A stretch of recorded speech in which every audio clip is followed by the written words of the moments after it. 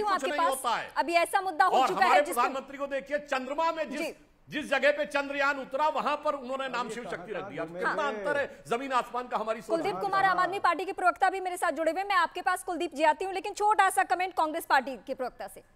साबरा जी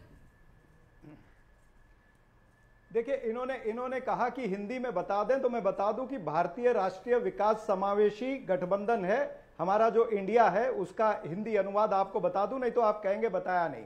हम आप बात कर रहे थे इनको समस्या क्या, हमको भारत शब्द से समस्या नहीं है, आपके आने से पहले मैंने बहुत लंबी बात की है। हमको समस्या है आपकी टाइमिंग पर, कि किस टाइम पर आप क्या मूव खेल रहे हैं। आप 9 साल तक सोए हुए थे, तब आपको याद नहीं आया प्रेसिडेंट ऑफ भारत लिखने का। अब जब 5 राज्यों के चुनाव है और अब जब लोकसभा के चुनाव आ गए हैं और आप देख रहे हैं कि इंडिया गठबंधन जो है वो आप पर हावी हो रहा है, तब आपको इंडिया इस शब्द से नफरत हो रही है। हमें इस टाइमिंग से परहेज है, हमें इससे परहेज है कि आप ये इंडिया वर्सेस भारत की लड़ाई के पीछे छुप करके जो मेन मुद्दे हैं जनता के, वो महंगाई का मुद्दा हो, बेरोजगारी का मुद्दा हो, महिला उत्पीड़न का मुद्दा हो, या फिर चीन का मुद्दा हो, ऐसे तमाम सारे मुद्दे जो जनता से जुड़े हुए मुद्दे हैं, जो गिरती हुई अर्थव्यवस्था का मुद्दा है, जो हमारी आमदनी घट रही है और हमारी महंगाई बढ़ रही है, ऐसे जनता से जुड़े हुए मुद्दे जो हैं उस पर बीजेपी चर्चा नहीं करना चाहती है। आप ये 1 नेशन 1 इलेक्शन की आड़ में या फिर इंडिया वर्सेस भारत की आड़ में छुपना चाहते हो। मेन मुद्दों पर आओ, मनी कंट्रोल को बताओ कि ये सिचुएशन जो है वो आउट ऑफ कंट्रोल हो गई है। गठबंधन का सिर्फ नाम ही नहीं बताया, बल्कि ये भी बताया कि कितनी एकजुटता है। लेकिन जब एकजुटता की अगर बात मैं कह रही हूं, तो मुझे पंजाब का, बिहार का ख्याल इसलिए आ रहा है क्योंकि कुलदीप जी के पास मुझे जाना है। कुलदीप जी, आप जब अलग अलग जगहों पे बैठक करते हैं तो कहते हैं कि हमें तो 2024 की लड़ाई लड़नी है, बीजेपी को हर हाल में हरा देना है, लेकिन जब बिहार का जिक्र आता है तो कहते हैं कि आम आदमी पार्टी वहां चुनाव लड़ेगी। पंजाब का जिक्र आता है तो आप कहते हैं लोकसभा में सभी सीटों पर अकेले आम आदमी पार्टी लड़ाई लड़ने वाली है। ये आपसी लड़ाई नहीं चल रही है? देखिए, हमारी ही लड़ाई हम खुद निपटा लेंगे। अभी तो इस देश में सबसे महत्वपूर्ण जो है वो इस देश की लड़ाई है, और इस देश के साथ साथ बाबा साहब अम्बेडकर के संविधान को बचाने की लड़ाई लड़ने के लिए एकजुट हुए हैं। जहां हाँ, मैं जवाब दूंगा, आपकी सारी बातों को दूंगा, पहले मेरा अपना ओपनिंग कमेंट आ जाए।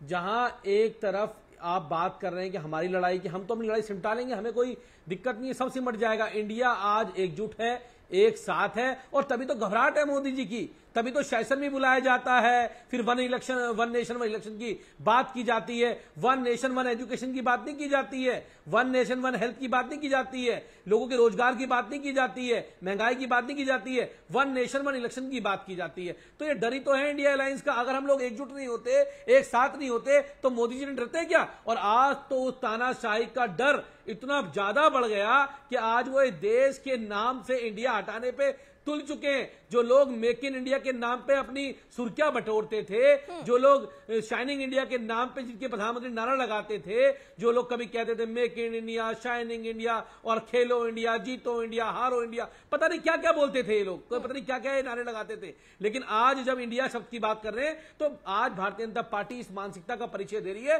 कि वो बाबा साहब अम्बेडकर के बनाए हुए संविधान को बदलना चाहती है। वो चाहती है कि देश मनुस्मृति से चले, और हम चाहते हैं कि देश बाबा साहब अम्बेडकर के संविधान से चलना चाहिए। जो बाबा साहब का अम्बेडकर संविधान सबको समानता की बात करता है, एकजुटता की बात करता है, भारत को, देश को, इंडिया को आगे ले जाने की बात करता है। और हम तो कहते हैं कि जीतेगा इंडिया, जुड़ेगा भारत। हम तो भारत के साथ भी हैं, हम तो इंडिया के साथ भी हैं। ये वो मानसिकता के लोग हैं। ये भी आजादी की लड़ाई की बात कर रहे थे, उसका जिक्र कर रहे थे। बताइए, आज बता दें मुझे एक योगदान अगर आजादी की लड़ाई में देश की, अगर भाजपा संघ के व्यक्ति का हो तो मुझे बता दें।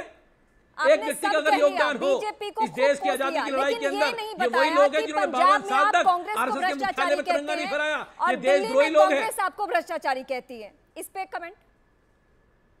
अरे मैंने कहा ना कि राज्य के मुद्दे अलग हैं, हर नेता की राय है, लेकिन इंडिया एकजुट है। हम सब लोग मिलकर इस देश के संविधान को बचाने की लड़ाई लड़ रहे हैं। मैंने क्या कहा? हम इस देश के लोकतंत्र को बचाने की जो ये खरीद फरोख्त की राजनीति मोदी सरकार ने शुरू की है, हम उसके खिलाफ है। लड़ना हमको बीजेपी से है।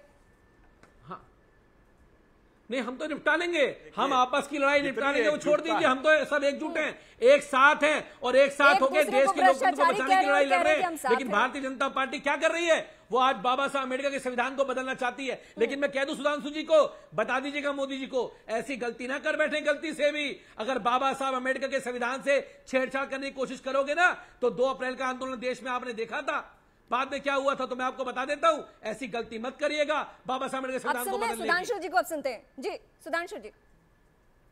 अब कुलदीप जी, आप हमसे कह रहे हैं ऐसी गलती मत करिएगा, आप तो गलती कर चुके हैं। पढ़िए संविधान की मूल प्रस्तावना, क्या लिखा है बाबा साहब ने कि इस संविधान में संशोधन का सारा अधिकार रहेगा, परंतु संविधान की उद्देशिका, प्रीएम्बल ऑफ द कॉन्स्टिट्यूशन संविधान की आत्मा है, इसे कभी नहीं बदला जा सकेगा।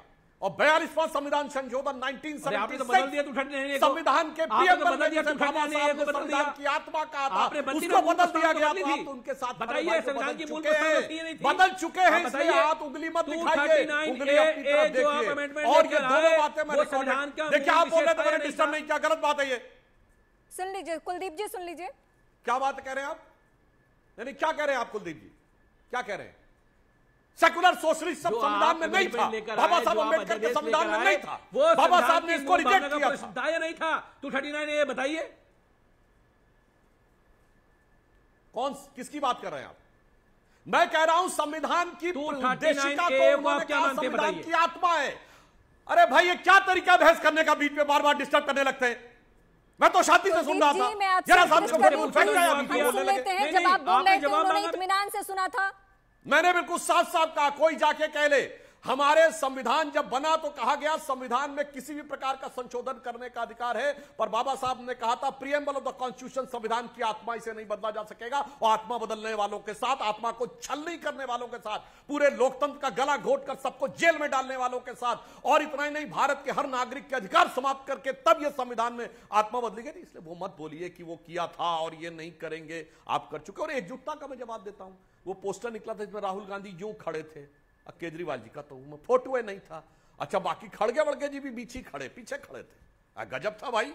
चलिए आज बिहार में पोस्टर आ गया, वहां नीतीश कुमार जी हैं, अब तो केजरीवाल जी दिख रहे हैं तो खड़गे जी नहीं दिख रहे हैं। तो गजब का है साहब, आप तो बड़ी एकजुटता है कि छत्तीसगढ़ में जाकर ये उनकी सरकार के खिलाफ बोलते हैं।